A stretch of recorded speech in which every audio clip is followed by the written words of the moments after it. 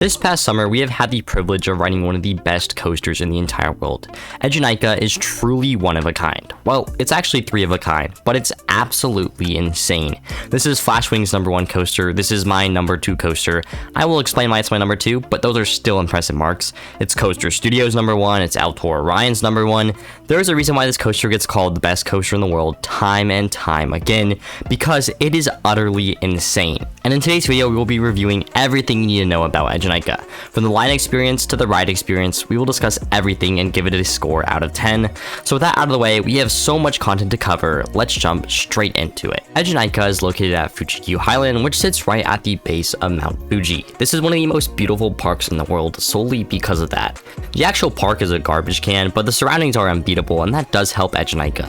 This SNS 4-dimensional coaster is tucked back into the park, and it takes some navigating to get to. The main pathway is closed after an incident where a bolt fell off in 2012 and struck a guest, but luckily for you, there is a solid orange line leading from the park entrance straight to the ride. So if you can't follow that line, then you probably don't deserve to ride Eejanaika. Anyways, Eejanaika is towering over the entire park, and you can see it from almost anywhere. It is located at the bottom of a hill, but the coaster is absolutely massive, and it does not ruin the intimidating effect at all, especially because the lift and Raven turn go out into the middle of the park.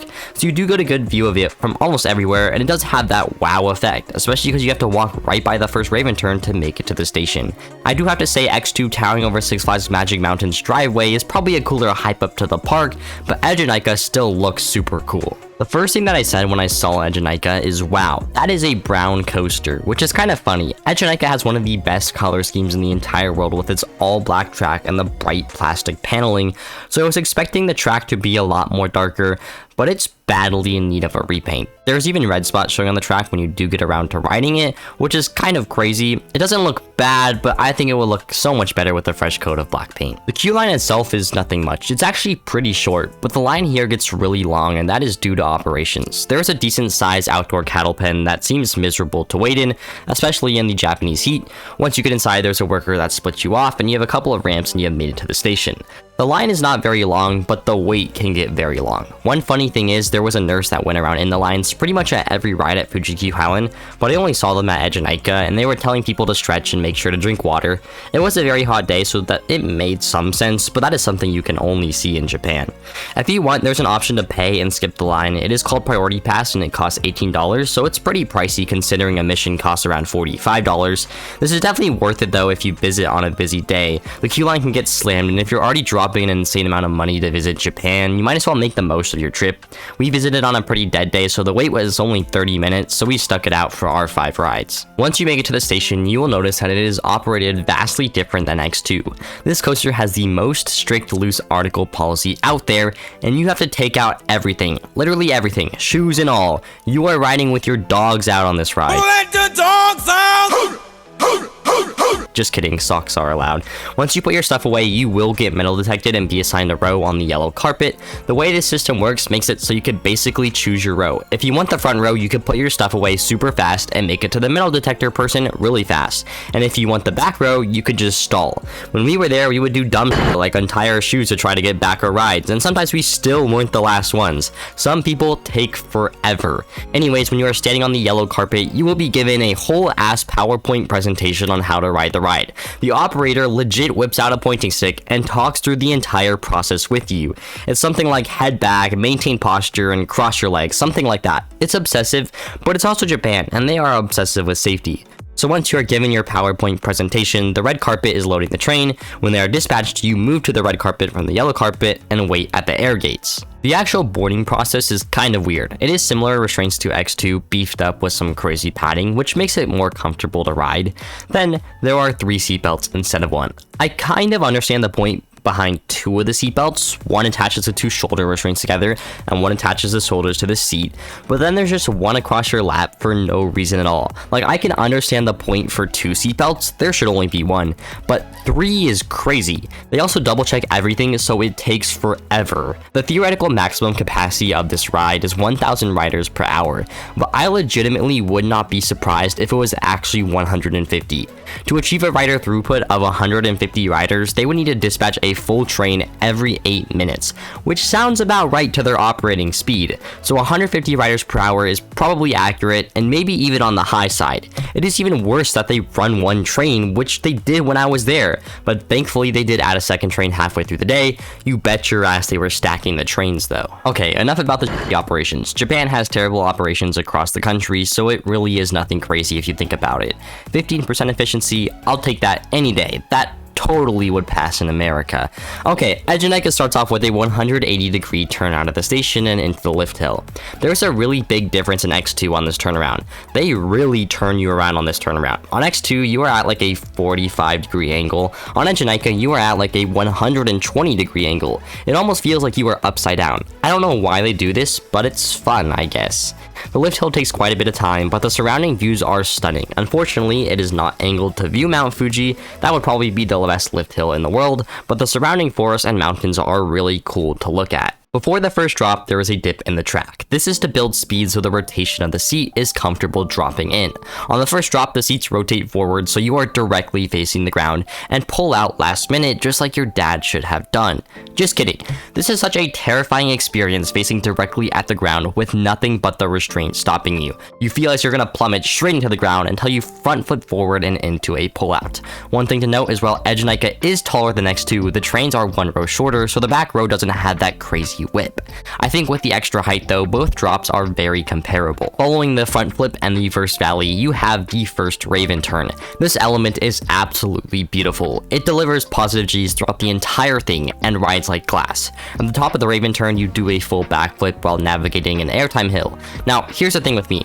I find it really hard to feel forces on Eejanaika, or any 4-dimensional coaster for that matter, so it is really hard for me to piece together a review. I feel the positive G's just fine, but a lot of people say there is floater airtime in moments like the first drop and this one, and I just don't feel it. I think it's a combination of the restraints and the sheer intensity of what these coasters do.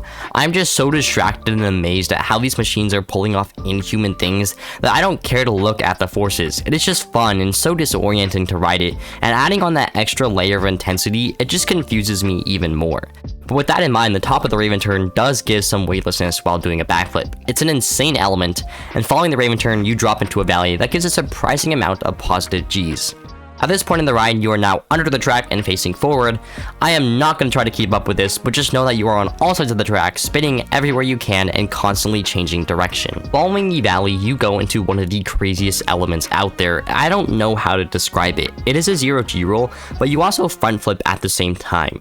The feeling that this element gives is so confusing. It's just disorienting and it's absolutely insane. I love this element and I can't tell you why. It's just a what the hell is happening type feeling, and that feeling doesn't stop for the rest of the ride. Following the 0G roll, you pull out into an overbank turn that is actually surprisingly fun. The seats angle in towards the track and it's just a pleasant part of the ride. The turnaround on X2 is so mid, so this is a huge improvement. As a complete side note, this is where X2 becomes bad for me. I love the first half of X2, but the roughness in its second half combined with its lack of good elements just loses it for me. And as you will see, this does not happen with Eejanaika.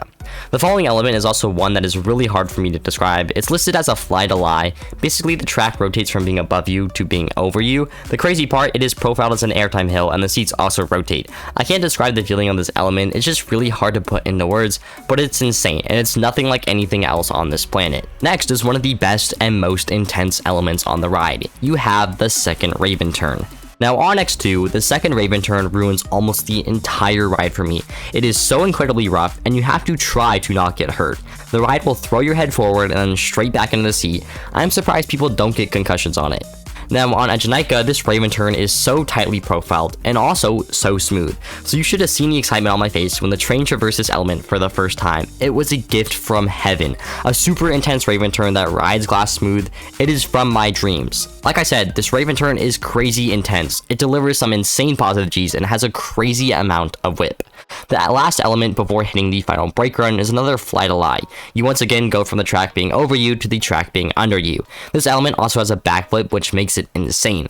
Following this, you slam into the final brake run at crazy speeds, and this is where my only complaint of the entire ride comes from. Upon hitting the brake run, your seat slams forward and rotates towards the ground.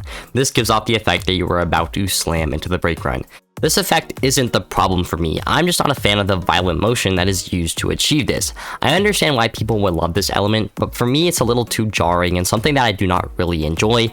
But again, some of you guys are masochists, so I understand why. That's how you guys enjoy flat rides. I will never understand how you do that. So that is my only minor complaint with Eejanaika, but it is a positive for a lot of people. So that is the entire ride experience in a nutshell. It is a full balls to the wall insane and one of the most disorienting experiences on the planet. Every element is so methodically designed and it just makes for one of the craziest roller coasters out there. I briefly mentioned that the second Raven turn was glass smooth, but this entire ride is so smooth compared to X2.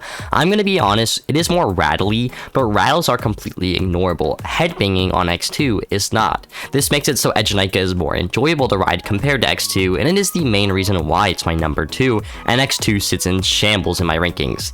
The outside seat is noticeably rougher than the inside, but that is normal on a 4-dimensional coaster. Some people like the extra rattle though. Like I said, you guys are masochists. Also, the elements and the pacing of elements are way more crazier, so there is more than one reason why this is better than X2. The smoothness is just the cherry on top. On Eejanaika, I could ride with my head back the entire ride, while on X2 I had to switch from head back to head forward for the second half, and it's a lot more comfortable to ride with your head forward, and also not worrying about getting a minor concussion. One thing that I found really weird is that there are a lot of static noises when I rode this ride. I don't know if this is a similar experience to others, but the wheels or something on the train make a lot of electric shock noises when riding the track.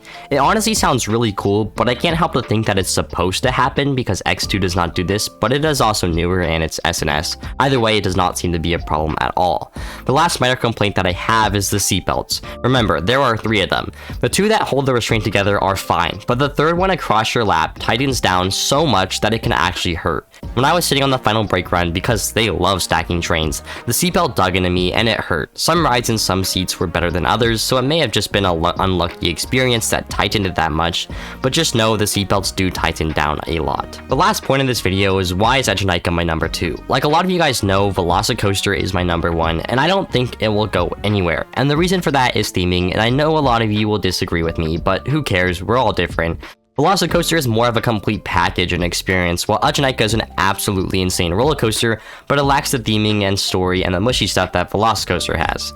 Now, I know a lot of you will not agree with me, but I completely understand. I just love theming, and I don't think anyone will change that. CoasterBot probably agrees with me though. So that is Eejanaika for you. Quite literally has the worst operations in the entire world, and it is quite literally the most insane coaster in the entire world. Nothing comes close in the sheer disorientation that this coaster provides, and also the sheer amount of intensity. I love this ride, and I'm not a huge fan of X2, so I think this coaster can be for everyone.